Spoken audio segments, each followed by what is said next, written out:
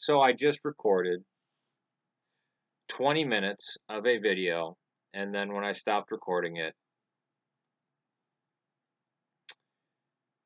yeah, I didn't ever click record on it. I thought I did. So I'm not going to make it as long.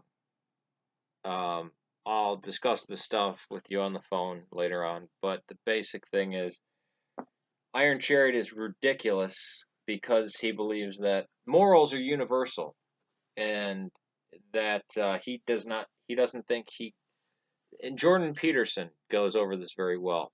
Um, and I encourage everybody to watch Jordan Peterson. Um,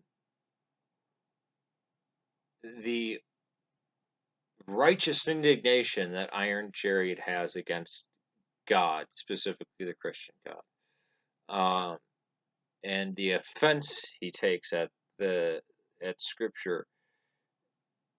This comes from his Christian morality, his Christian ethics.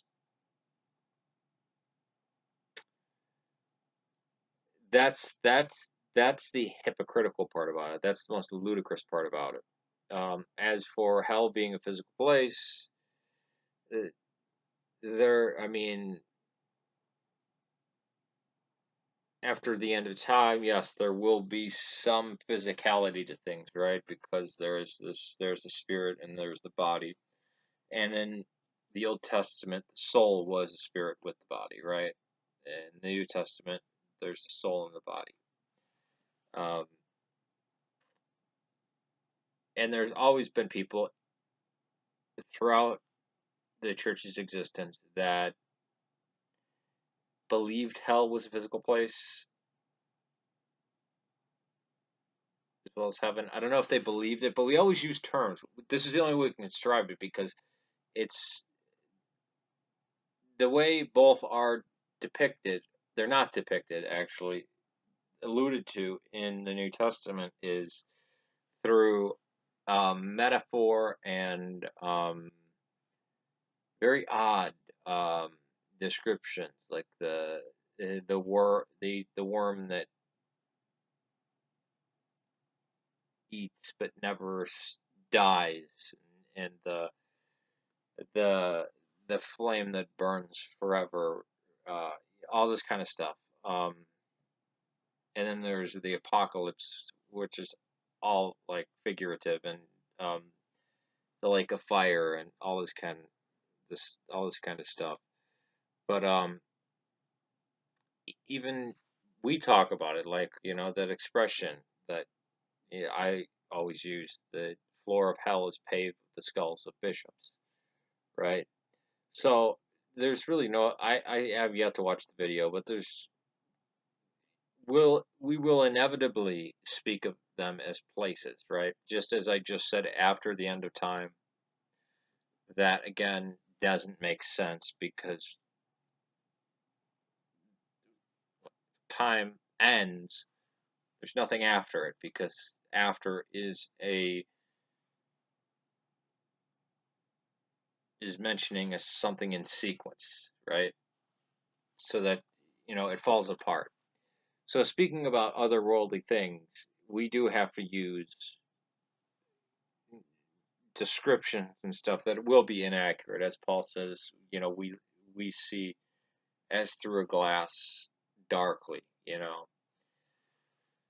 Um, and as for the Old Testament, New Testament, God are the same, yes, but again, as Ignatius of Antioch said, Old Testament is good, New Testament is better, and not to mention the fact that the Old Testament, various writers, you had prophets, you had chroniclers, you had them trying to convey um, to people, and some of it we could tell it was oral because of certain repetitions, and plus taking a verse or a paragraph out of context, even like Zephaniah or this or that, um, but especially not looking at it through the lens of the New Testament, is ludicrous. Trying to say, see, Christians believe in this God. Well, no, you've just misrepresented us. It must be seen through the lens of the New Testament, right? Um, and not even the Jews of today would accept. I mean, just a blatant, just pulling these things out of context. But also we have, I mean, the stuff in the New Testament was either written down immediately, like the letters of Paul, or the Gospels. You have a difference in time of as if someone in the 1990s who had fought in the Vietnam War was writing about Vietnam. So at most decades, whereas the Old Testament,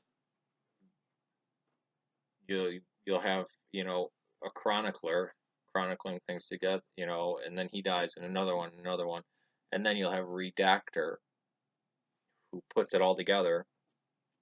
In the case of documentary hypothesis, which the the Orthodox Church doesn't endorse or deny, that who cares, it just deals with Christology basically, and our canon wasn't even really settled, and it still not is, but it wasn't really settled until like the 1620s or whatever, the Synod of Jerusalem. So I can go more in depth on this on the phone with you, but I think that's basically it. I'll take a look at the clip, but oh yeah, also with the swine, um, with the demoniac and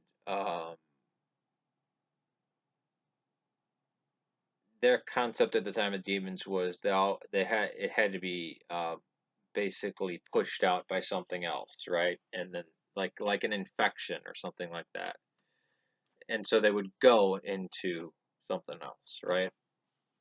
But you'd have um, Iron Chariot then saying, "Oh, you have demonic pigs running around." Plus, okay, God does intervene in natural disasters because Christ identifies with the church, right? Iron Chariot, the philosophical answer to this is we live in the most beautiful universe that could possibly be, or in the most beautiful world that could possibly be. Why? Because in Iron Chariot's universe, right, and what he judges to be good and evil is based on Christian morality, which is ridiculous that he rejected it. You there, nobody could be brave or merciful or sadistic or masochistic or bad or good or evil or find redemption or change or grow or be nurturing or be compassionate. I mean, it would just be no different than death. I mean, it's so his outrage, again, coming full circle, is ludicrous because his morality, he's using Christian morality to be offended at the Christian God. Um, which is silly. And he basically doesn't have any examples from Christianity. I mean, hospitals, the fact that hospitals exist, you can point out here and there where, oh, there was a place for caring for people in this place in China and such BC, or they had this in ancient Greece. But as the modern idea of hospitals, caring for the sick and the elderly, and not just killing them, Christian thing, as well as so many other. I mean, the idea that human life is sacred, is a very Christian thing. So, all right, peace to you. I'll go more in depth on this with you later, and we could talk privately. Peace to you.